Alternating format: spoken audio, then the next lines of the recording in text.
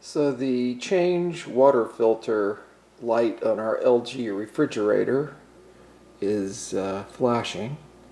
So I'm going to change the filter using this Project Source refrigerator water filter built for this LG refrigerator.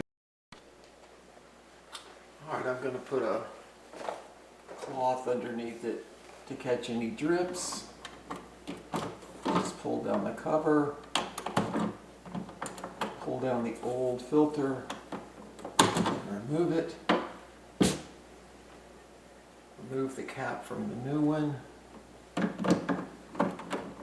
stick it in firmly, push it all the way up, and that's all there is to that part.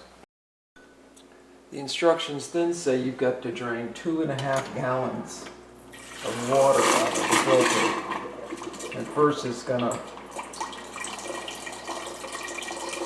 sputter because of the air that it introduces when you replace the filter. Because you're going to get a little carbon and a little cloudiness at first.